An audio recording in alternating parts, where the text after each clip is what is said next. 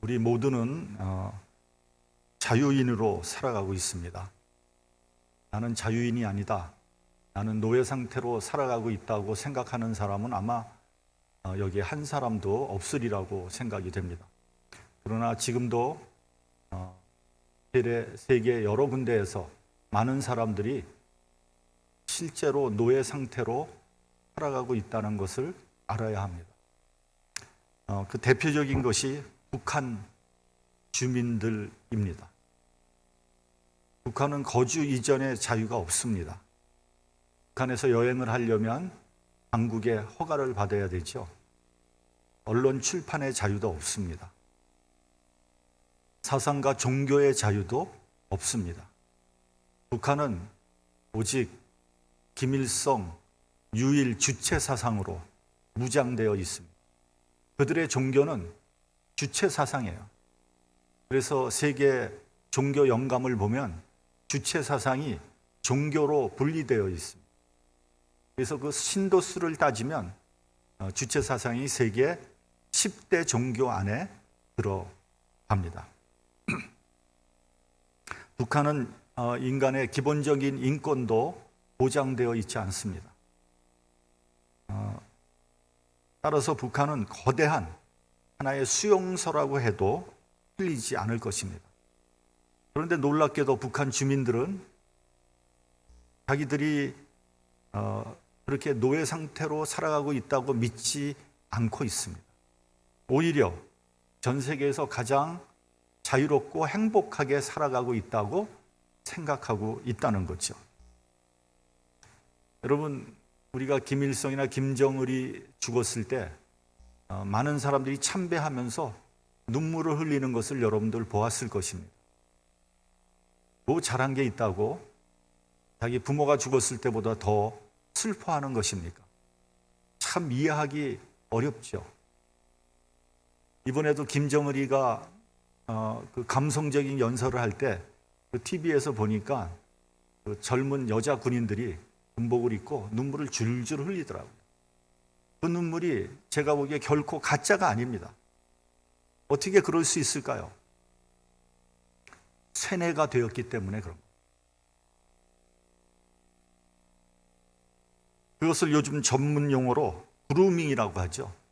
철저하게 목적에 의해서 사육된 사람들. 그래서 북한은 총체적인 노예 상태다. 이렇게 정의할 수 있습니다. 정치적인 노예 상태도 있습니다. 그 대표적인 게 저는 중국이라고 생각합니다. 중국 공산당 일당 독재를 비판하거나 불만을 터뜨리면 쥐두새도 모르게 잡아가서 어디 있는지 아무도 모릅니다. 죽었는지 살았는지도 모릅니다. 이번에 홍콩도 그런 방법으로 길들이고 있습니다. 경제적인 노예도 있습니다.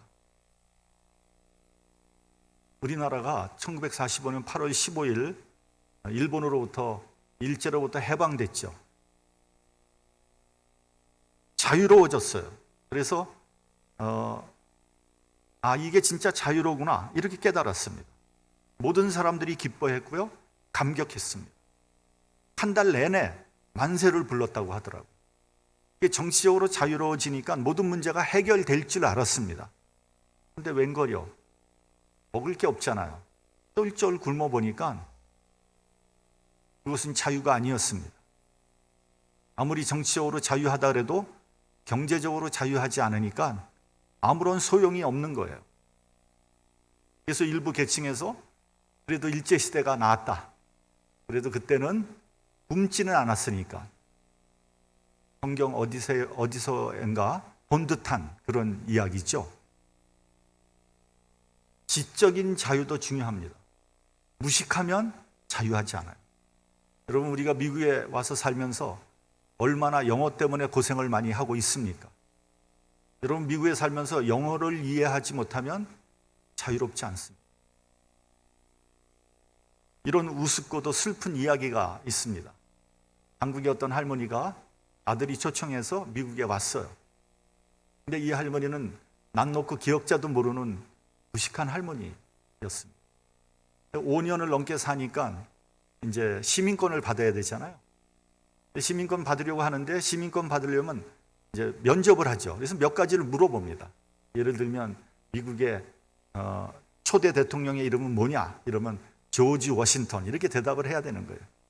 그래서 이제 이 할머니는 그 모범 답안을 이렇게 외웠습니다. 한 10가지를 달달달 외웠어요. 근데 보통 첫 번째는 뭘 물어보냐면 이제 미국 초대 대통령의 이름을 물어보는 거예요. 그 다음에는 현직 대통령의 이름은 뭐냐?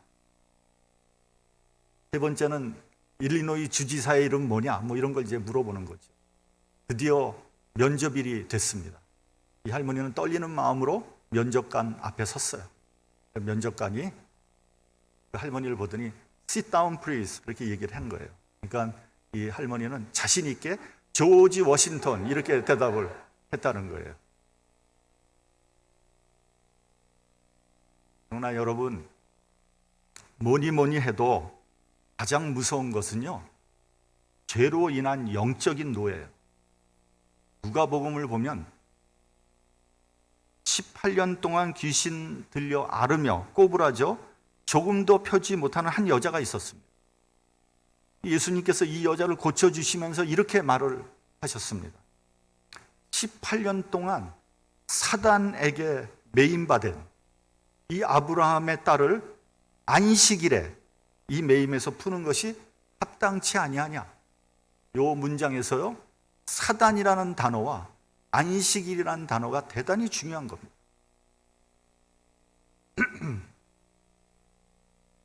그러니까 18년 동안 이 여자는 자기가 육신적으로 아픈 줄 알았어요. 그리고 정신적으로 좀 미약한 줄 알았어요. 근데 이 여자가 사단에 매였다는 거예요.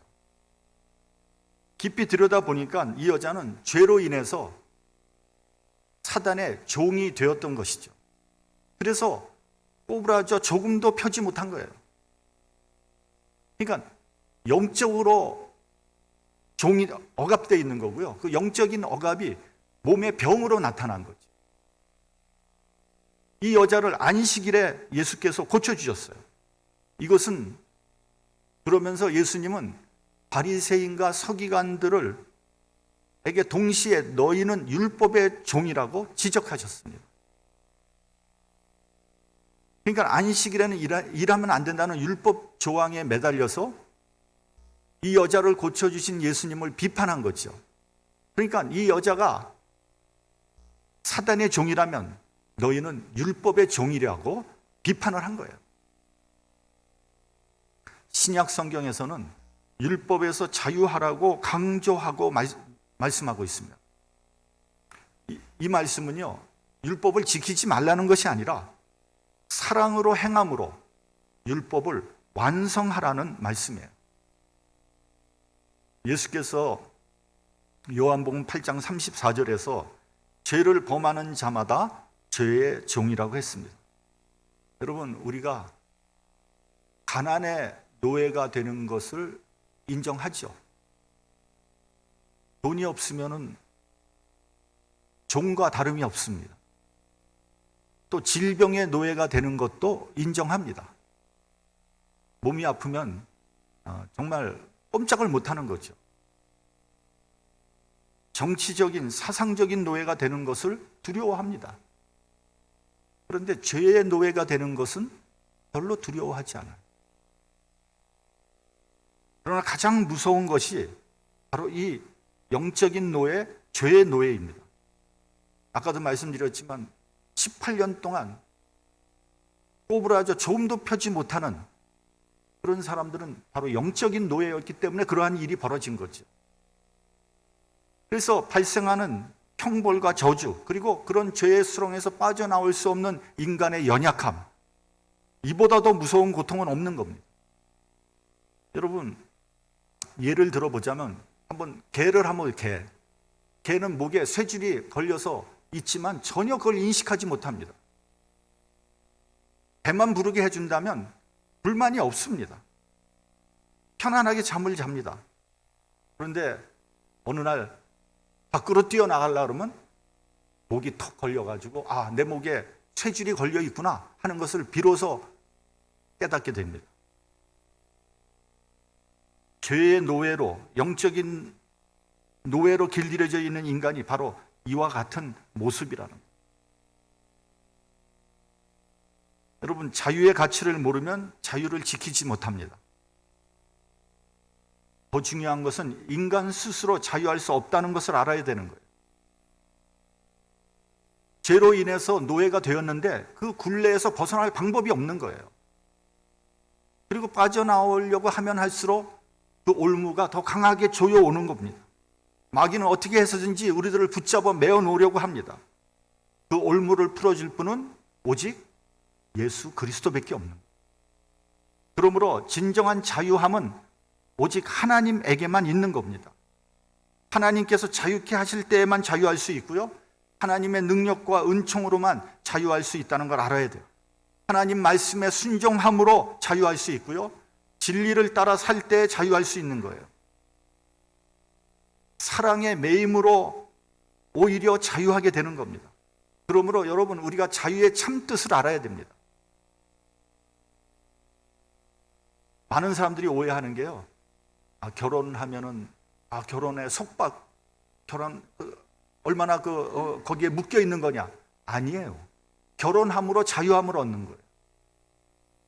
여러 가지 그 죄에서, 여러 가지 그 엉뚱한 짓에서 자유함을 얻는 거 아닙니까? 결혼함으로. 그러니까 자유의 참뜻을 알아야 되는 거예요. 구약 성경에서 속박에서 자유를 말할 때 우리는 출애굽 사건을 빼놓고 얘기할 수 없습니다. 이스라엘 백성이 애굽에서 해방되는 출애굽 사건이야말로 하나님의 은총적 자유의 결정판인 것이죠.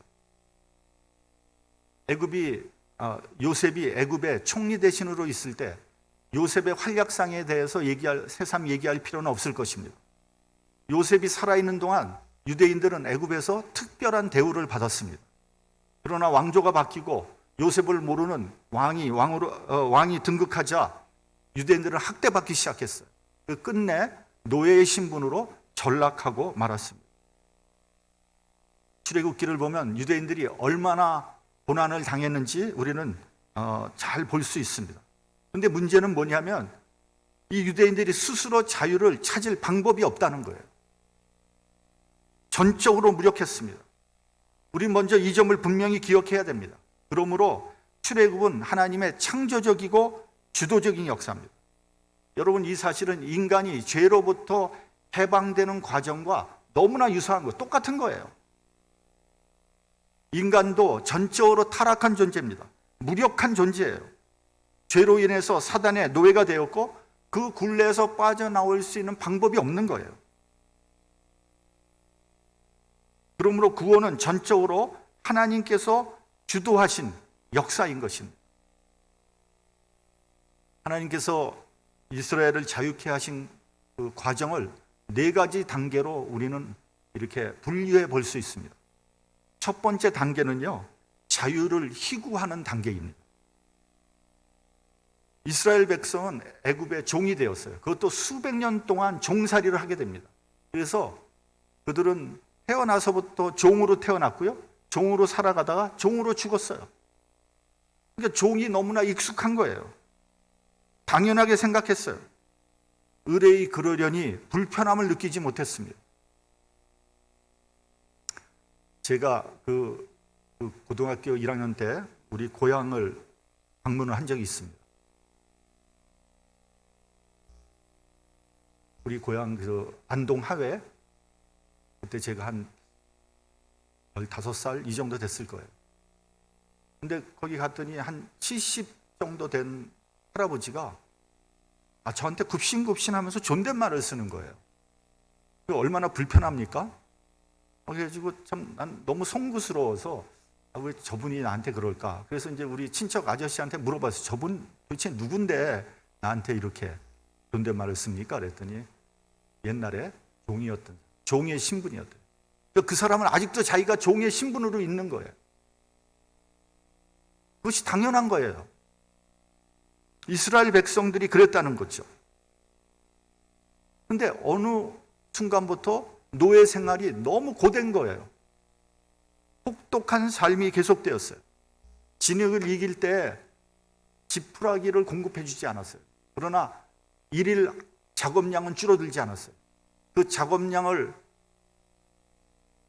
도달하지 못할 때는 매를 맞아야 됐어요.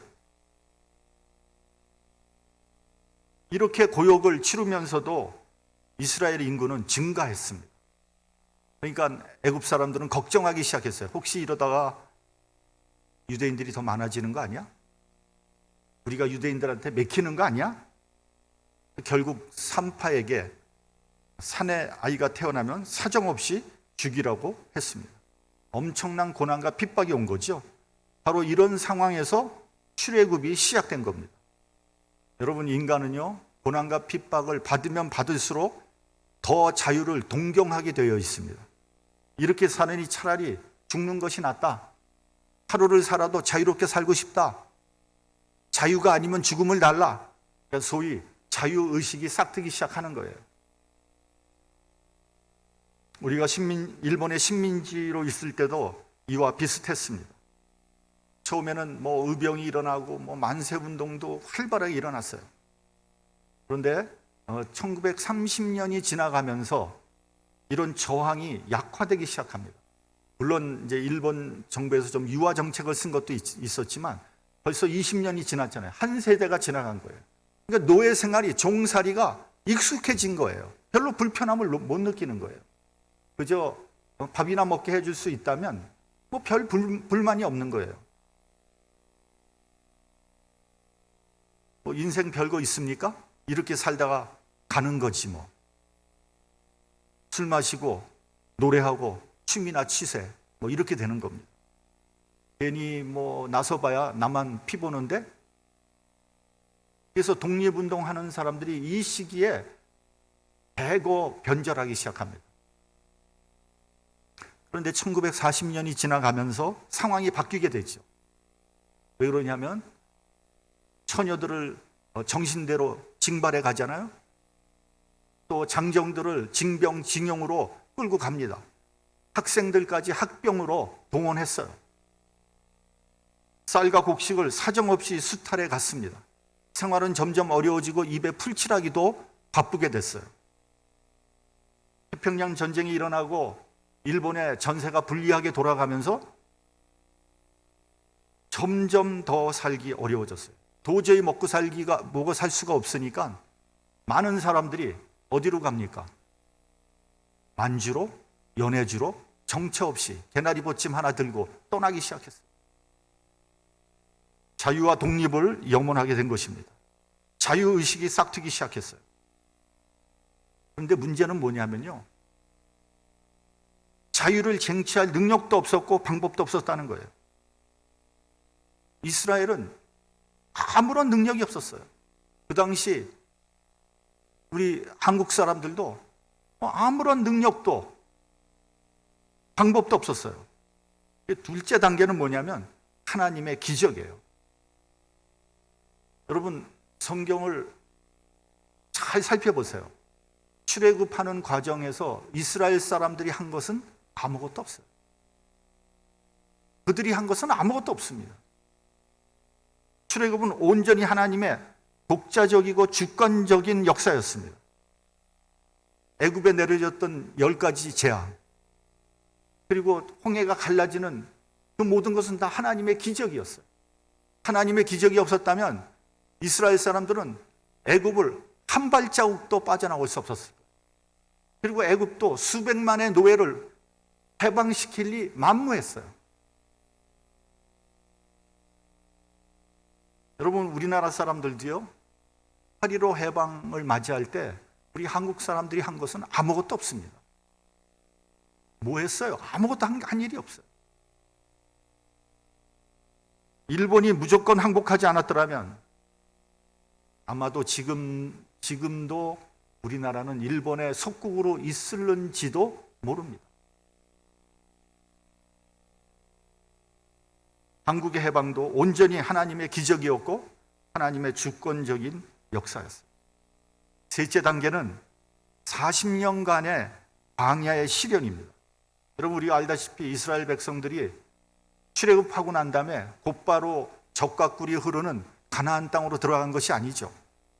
그들은 무려 40년 동안 광야에서 시련을 겪어야 했습니다. 그것은 40년간의 훈련 기간이었어요.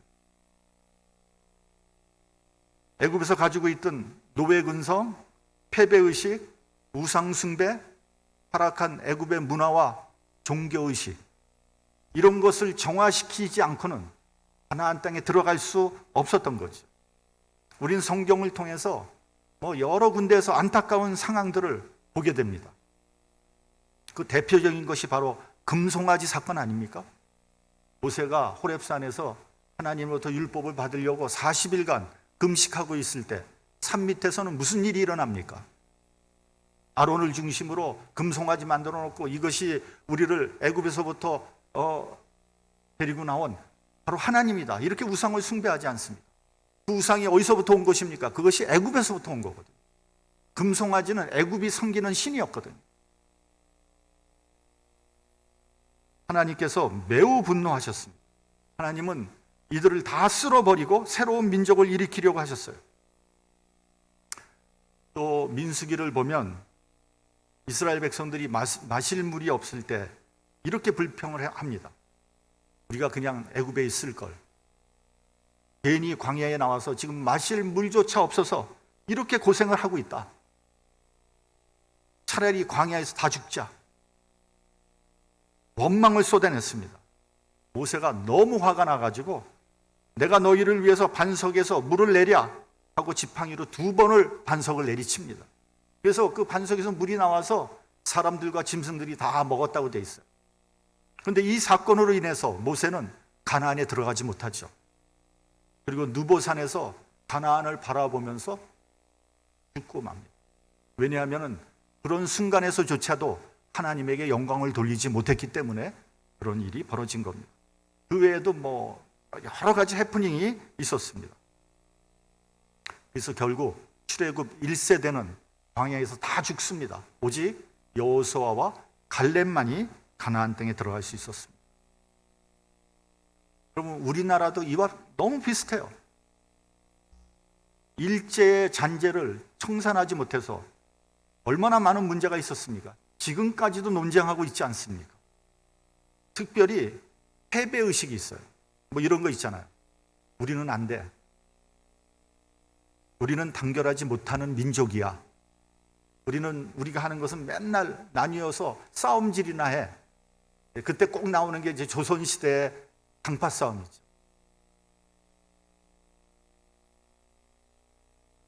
여러분, 이거 확실히 알아야 됩니다. 당파 싸움은요, 나쁜 게 아니에요. 그것이 좀 이렇게 좀 타락을 해서 그렇지, 당파 싸움은 너무나 건전한 거예요. 여러분, 어느 나라가 당파가 없는 나라가 어디 있어요? 다 있잖아요. 일본 사람들이 우리 한국 사람들 그런 식으로 만들어 놓은 거예요. 또 우리에는 엽전 근성이 있다 등등 패배의식으로 쩔어 있었지 않습니까? 이제는 많이 없어졌지만 해방이 지난 지 75년이 지났지만 아직도 제가 보기엔 도처에 일제의 잔재가 남아있단 말이죠. 다행히도 지금 젊은 세대들은 일본에 대한 컴플렉스가 전혀 없다고 합니다. 자신감이 넘쳐요.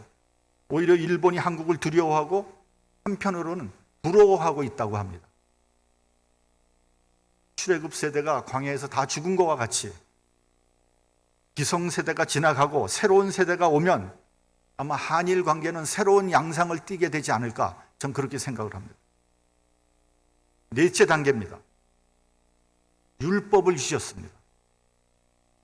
하나님이 주신 새로운 질서, 새로운 법을 지키라는 거예요. 여러분, 하나님의 법을 지킬 때 자유하게 되는 거예요. 자유는 그 가치를 알 때 비로소 지킬 수 있고 누릴 수 있는 거예요. 자유를 쟁취하기 위해서 흘렸던 그 피와 땀과 노력, 그 시련을 기억해야 됩니다. 그 아픔과 고난을 기억하지 못하는 사람은 자유를 향유할 자격이 없는 거예요. 또 자유를 얻더라도 곧 빼앗기고 말 것입니다.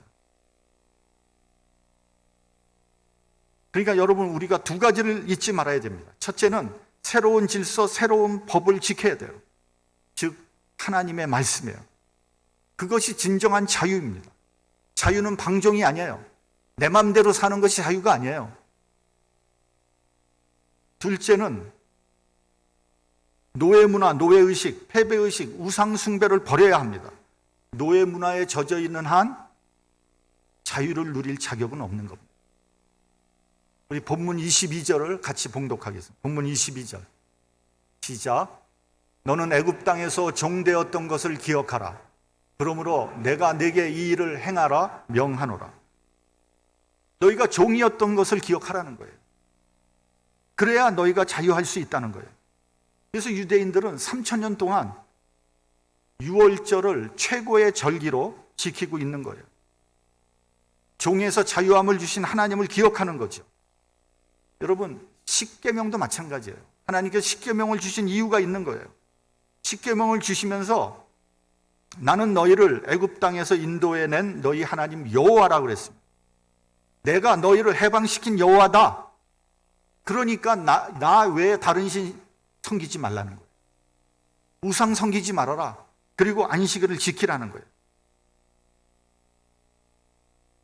이 말씀의 전제는 종이었던 너희를 인도해낸 너희 하나님 여호와가 바로 나라는 거예요.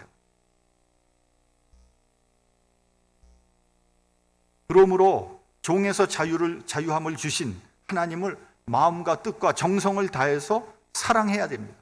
그리고 이웃을 사랑해야 됩니다. 그것이 바로 자유를 누릴 수 있는 비결인 거예요. 오늘 말씀을 다시 한번 생각해 보시기 바랍니다. 매우 아름다운 말씀이 기록되어 있습니다. 너희가 밭에서 곡식을 벨 때 곡식을 남겨두고 베라는 거예요. 만약에 곡식단 하나를 두고 왔다면 다시 가지러 가지 말라는 거예요. 가난한 사람을 위해서, 과부와 고아와 나그네를 위해서 남겨둬라. 감람나무 열매를 딸 때도 모조리 따지 말아라. 포도를 딸 때에도 다 따지 말고 일부를 남겨둬라.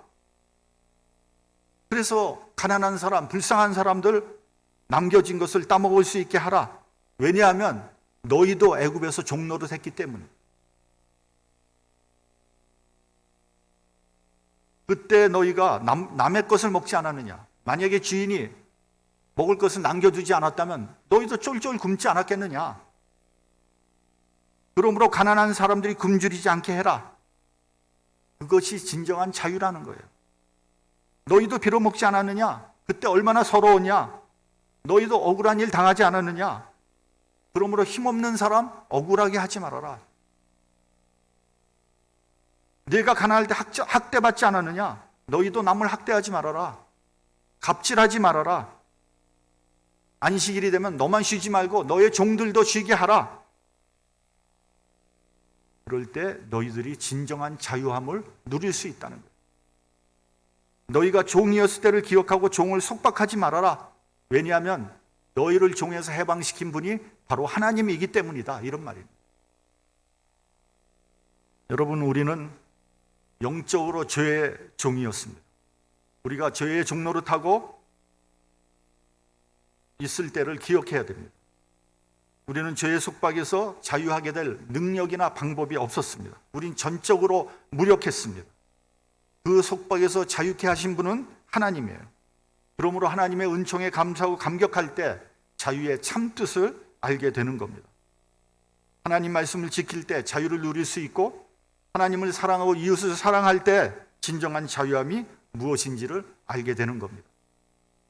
여러분, 우리가 사단의 종에서 자유하게 되었다는 것을 내가 안다면 지금도 죄의 종 가운데 있는 많은 사람들에게 복음을 전해야 되지 않겠습니까? 그들도 죄에서 해방시켜야 되지 않겠습니까? 하나님의 은총을 기억하고 그 감격을 잊지 않을 때 우리는 죄악으로부터 자유할 수 있게 되는 겁니다. 다시 한번 이 말씀을 마음속에 간직하시기 바랍니다. 너희가 종 되었던 때를 기억하라. 기도하겠습니다.